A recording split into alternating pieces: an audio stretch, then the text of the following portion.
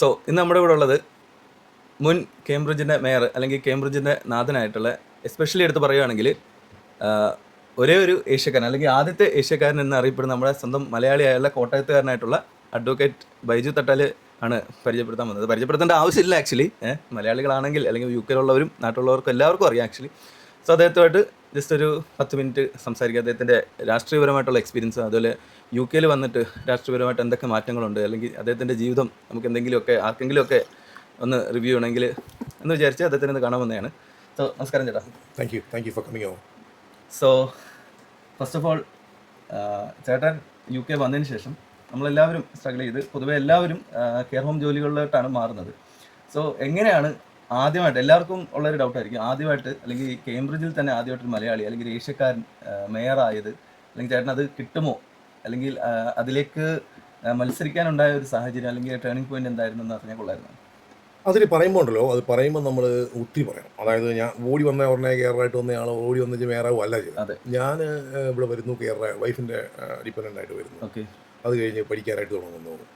Cambridge regional കോളേജിൽ politics സയൻസും സോഷ്യോളജിയും English ലാംഗ്വേജും ഒക്കെ പഠിക്കുന്നു. അത് കഴിഞ്ഞ് ഇവിടെ ലോ പഠിക്കുന്നു, ആംഗ്ലോ ഓക്സ്ഫോർഡ് യൂണിവേഴ്സിറ്റി ലോ പഠിക്കുന്നു, LLB ചെയ്യുന്നു, AR. അത് കഴിഞ്ഞ് യൂണിവേഴ്സിറ്റി ഓഫ് ഈസ്റ്റ് ആംഗ്ലിയയിൽ മാസ്റ്റേഴ്സ് ചെയ്യുന്നു ഇൻ എംപ്ലോയ്മെൻറ്റ് ലോ. അത് കഴിഞ്ഞ് എനിക്ക് കേംബ്രിഡ്ജ് യൂണിവേഴ്സിറ്റിയിൽ ജീസസ് കോളേജിൽ MPhil പ്രോഗ്രാമിൽ അഡ്മിഷൻ കിട്ടുന്നു. ഞാനത് ഹോൾഡ് ചെയ്തു. അപ്പോഴത്തേക്കും കുറേ കാലമായിട്ട് പഠിക്കുകയായിരുന്നു, 8 കൊല്ലത്തോളമായി. അപ്പോൾ പിന്നെ പ്രാക്ടീസ് ചെയ്യാനായിട്ട് ഞാൻ പിന്നെ പ്രാക്ടീസ് ഇറങ്ങുകയാണ്.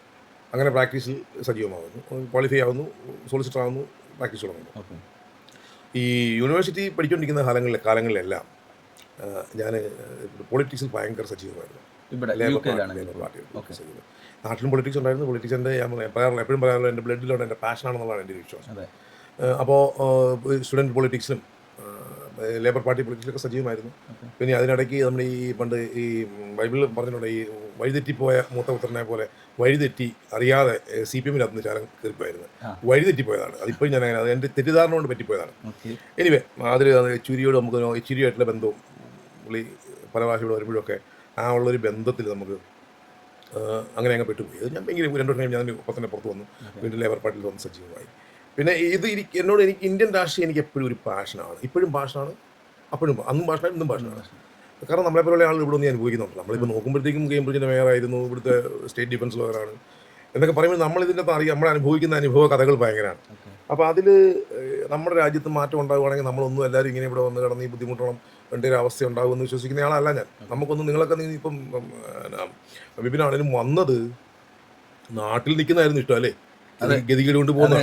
ഞാനും അങ്ങനെ തന്നെ. പക്ഷെ നമുക്ക് എന്തുകൊണ്ട് ഈ നാട്ടിൽ നമുക്ക് എന്ത് കൊണ്ട് ഗതികേട് ഉണ്ടാകുന്നു എന്നുള്ള എൻ്റെ ചോദ്യം.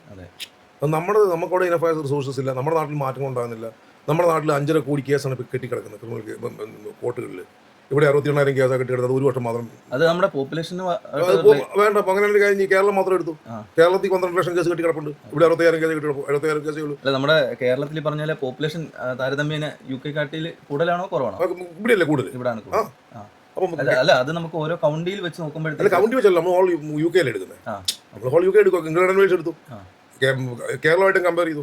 അത് ഇവിടുത്തെ ലോ അനുസരിച്ചാണോ ഇത് വ്യത്യാസം വരുന്നത്? നാട്ടിലെ പല നിയമങ്ങളും നമുക്ക് നാട്ടിൽ നിന്ന് ഇപ്പോഴും സായിപ്പ് എന്ത് ചെയ്ത് വെച്ചു പോയാൽ അത് നമ്മൾ ഫോളോ ചെയ്യുന്നത് മാത്രമേ അത് മാറ്റങ്ങൾ വരുന്നത്. എക്സാം ചെയ്യാം. നാട്ടിലെ ഈ ബ്രിട്ടീഷുകാരുടെ ഈ രീതി തന്നെയാണ് നമ്മൾ ഫോളോ ചെയ്യുന്നത്. ബ്രിട്ടീഷുകാർ നമ്മുടെ രാജ്യത്ത് വരിച്ചുകൊണ്ടിരുന്നപ്പോൾ അവിടുത്തെ ജുഡീഷ്യറി 2 മാസം അവധി ഉണ്ടായിരുന്നു.